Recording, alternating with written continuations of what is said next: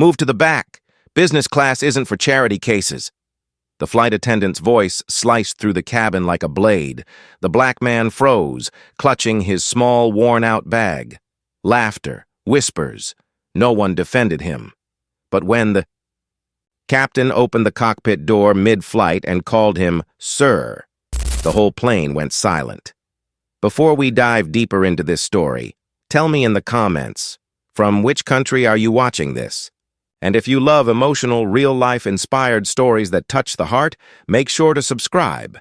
It helps us bring more powerful stories like this one to you every week. The morning rush at JFK Airport buzzed with restless energy. Screens blinked with flight updates, coffee cups clinked on tables, and passengers hurried through the terminal, dragging their designer luggage behind them. Amid the crowd stood David Carter, a quiet, middle-aged black man wearing a plain gray jacket and carrying a small, worn-out leather bag. His face was calm, the kind of calm that came from years of learning when to speak. And when silence said more, the announcement echoed, "Now boarding Zone 4, Flight 732 to Los Angeles." David glanced at his ticket.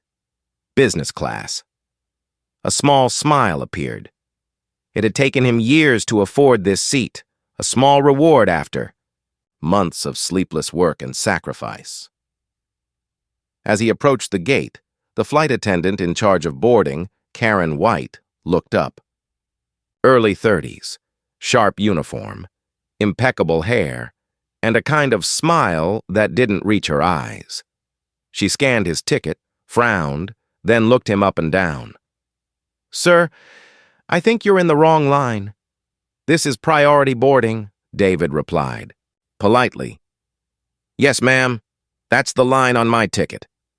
Karen's eyebrow twitched. "This must be a mistake. Are you sure you didn't mean economy?" Passengers behind him began to shift impatiently. David stayed calm, extending the boarding pass once more. The scanner beeped green. Approved. For a split second, her confidence faltered. Then she forced a smile and said, "All right, go ahead." But as he walked past, she whispered just loud, "Enough for others to hear. Guess anyone can fly business these days." A couple of passengers chuckled under their breath. David didn't turn around. He simply adjusted his bag and stepped onto the jet bridge. Inside the aircraft, the air smelled of coffee and new leather. David found his seat, 3A, near the window. He placed his bag gently in the overhead compartment. Moments later, Karen appeared again, checking overhead bins. Her eyes landed on his worn-out bag among the designer luggage. "Sir, these compartments are reserved for business passengers." He looked up confused. "I am in business." Karen let out a small laugh. "Sure you are." Then, without warning, she pulled his bag out and dropped it to the floor. "Let's keep things organized, okay?" A hush fell over nearby seats. A little girl in row 4 gasped softly. Her mother leaned in, whispering, "Don't stare, honey." David's hands trembled as he picked up his bag. His eyes met Karen's for a brief moment. Pain flickered there, but so did something else. Strength. He sat down quietly, staring out the window as the engines hummed to life. A man across the aisle muttered, "You should report her when we land." David just smiled faintly. No need. Sometimes life has a way of showing truth by itself. Outside, the plane began to taxi down the runway. Inside, a storm was quietly forming, one that no one on board could have predicted. The airplane door sealed shut with a heavy thud, followed by that familiar hum of the engines preparing for takeoff. Passengers buckled their seatbelts. Laughter and casual chatter filled the cabin. But at seat 3A, silence reigned. David sat still, hands folded over his bag, staring at the seat back in front of him. Across the aisle, a businessman scrolled through his tablet, and a young couple whispered excitedly about their vacation.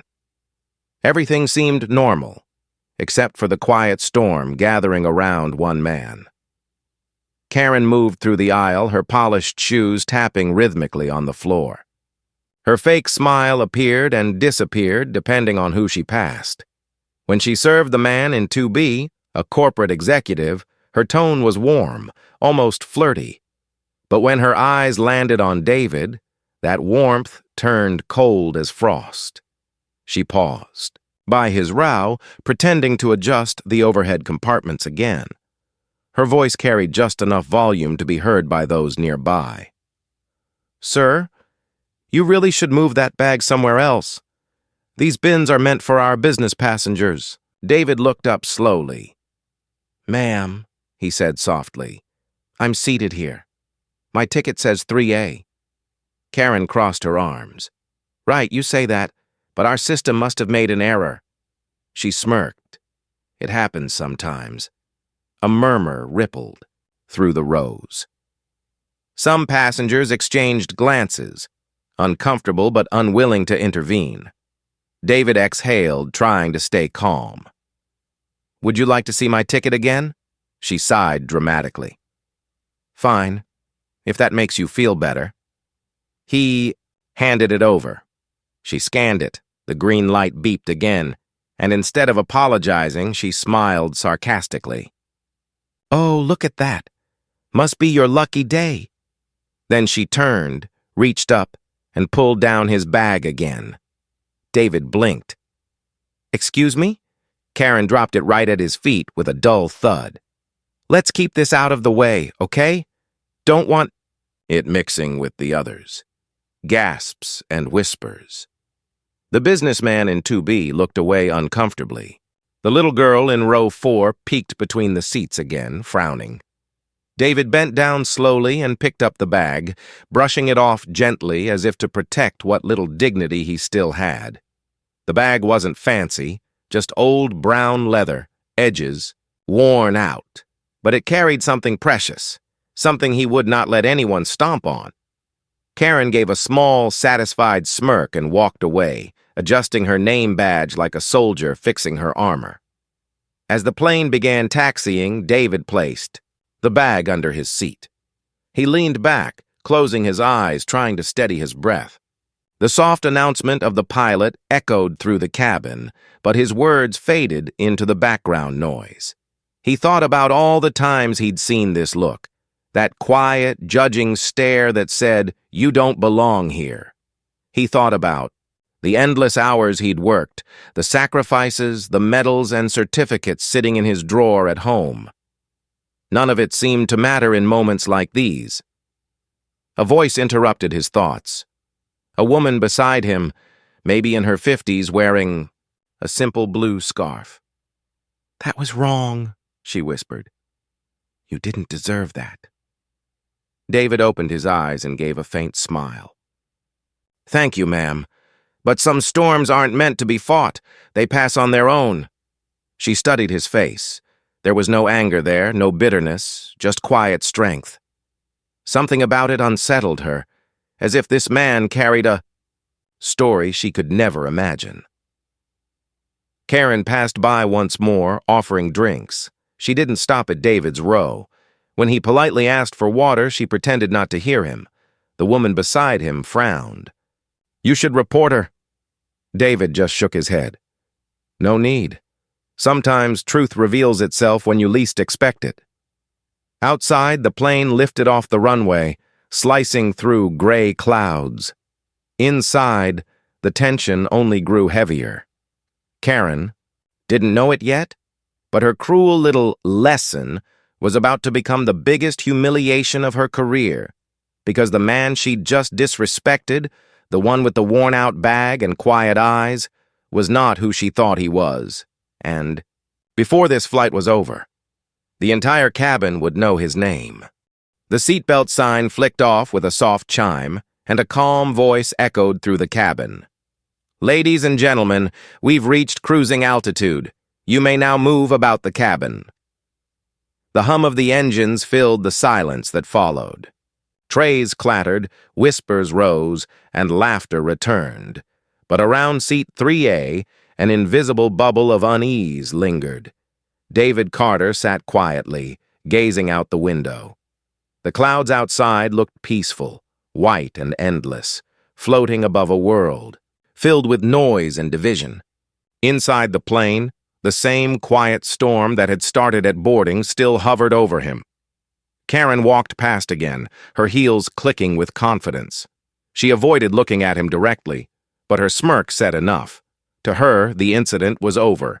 To everyone else, it wasn't. The woman beside David, Mrs. Daniels, leaned closer.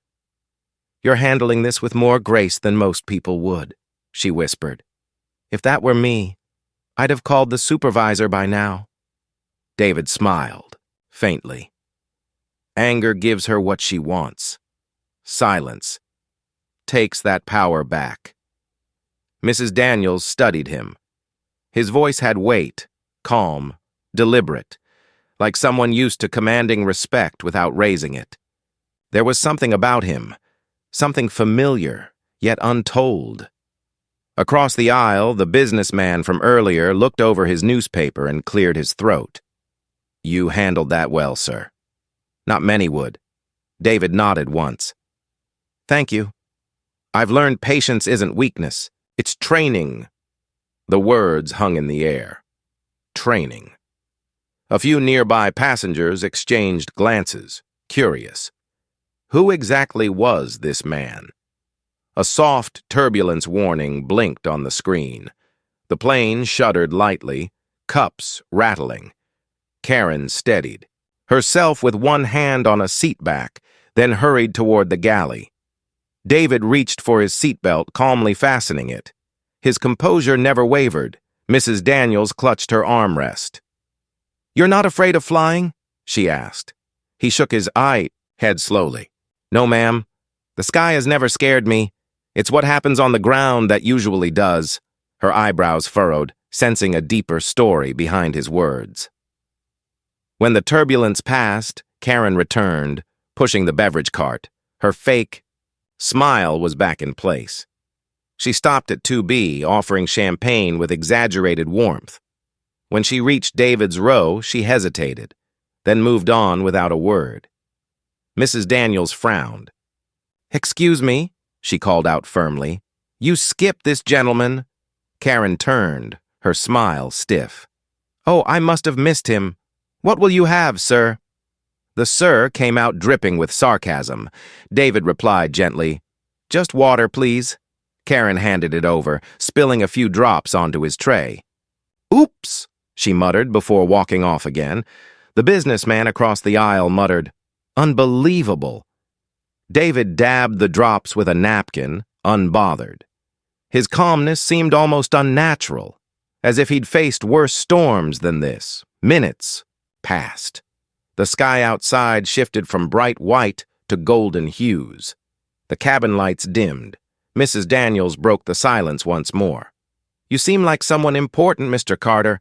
Have we met before?" David smiled, eyes still on the clouds. "Maybe one day, ma'am, you'll know where you've seen me." He spoke it softly, almost like a riddle. Before Mrs. Daniels could ask another question, the intercom buzzed. The co-pilot's voice came through. "Karen, could you come to the cockpit for a moment?" Her confident posture faltered for the first time that day. She disappeared toward the front. David leaned back, closed his eyes, and whispered to himself, "Sometimes you don't need to fight storms. You just have to let them see who's flying the plane." Outside, the clouds parted. Sunlight streamed through the window, illuminating his calm, steady face. The storm wasn't over yet. It was only beginning. The plane cruised smoothly through open skies. Sunlight spilled through the cabin, painting soft gold across the seats. The atmosphere had settled, or at least that's what everyone thought. Karen had just returned. From the cockpit, her smile tighter than before. Something about her expression had changed, a nervous twitch in her eyes, the way she glanced occasionally toward seat 3A. David noticed but said nothing. He quietly sipped the last of his water and closed his eyes again. Minutes later, the curtain separating business class from the cockpit swayed open. The co-pilot stepped out, a young man with calm confidence and a headset resting around his neck. His eyes scanned the cabin, searching for someone. Then he saw David. His steps halted. His eyes widened.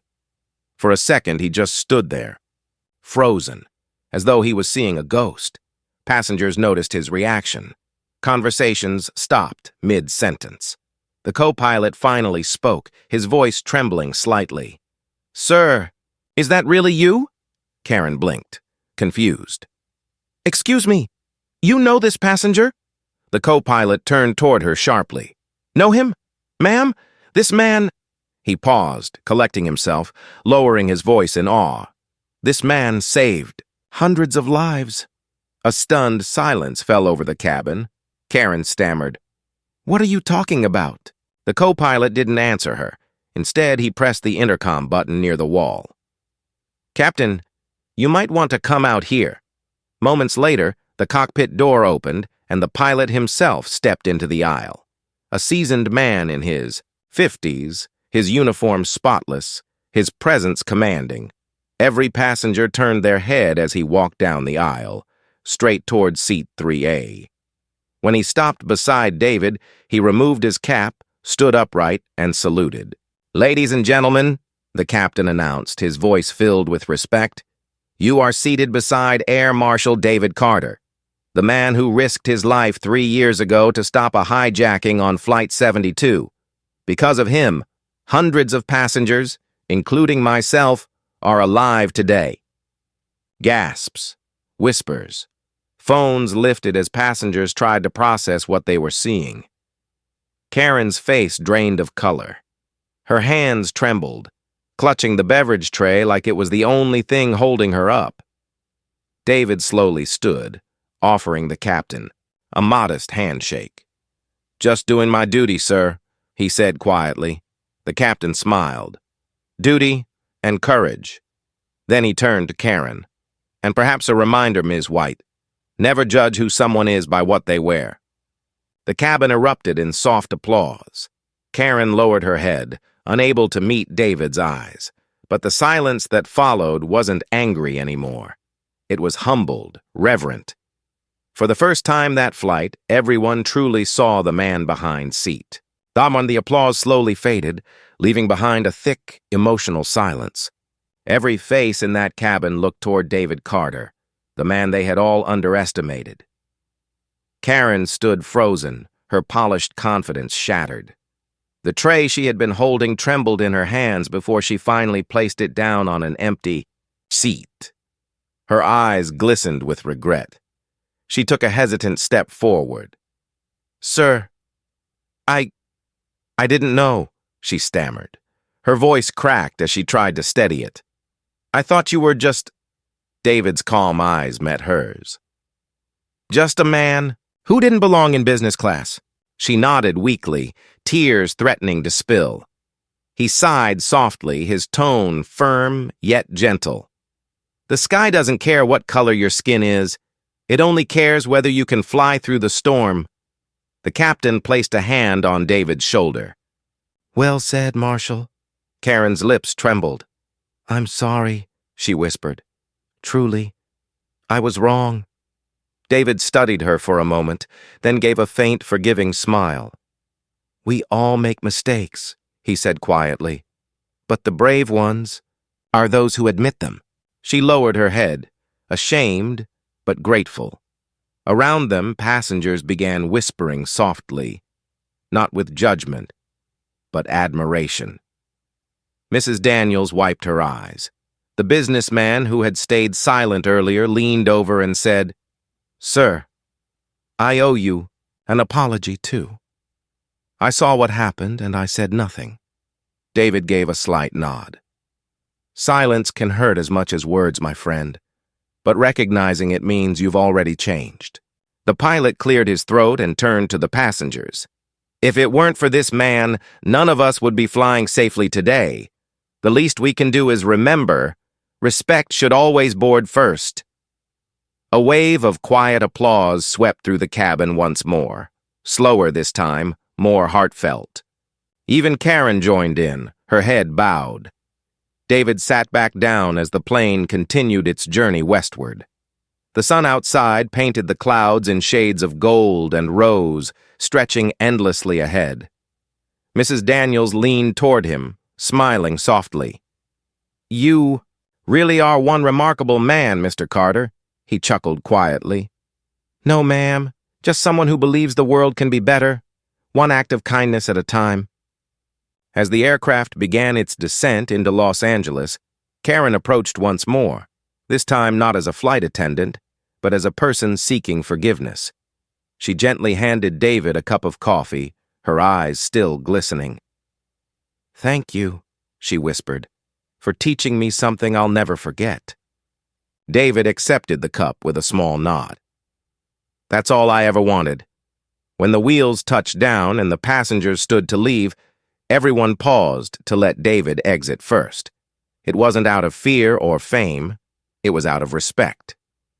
He walked down the aisle slowly, that same calm smile on his face, his worn-out bag over his shoulder. The very bag she'd thrown to the floor hours earlier. But now, it wasn't just a bag. It was a symbol of dignity, quietly reclaimed. Sometimes the strongest people are the quietest ones, those who let their actions, not their anger, speak for them. Tell me, if you were on that flight, what would you have done? Would you have spoken up? Share your thoughts below. I read every single comment, and if this story touched your heart, don't forget to like this video, subscribe, and share it with someone who needs a reminder. That respect has no class, color, or price tag.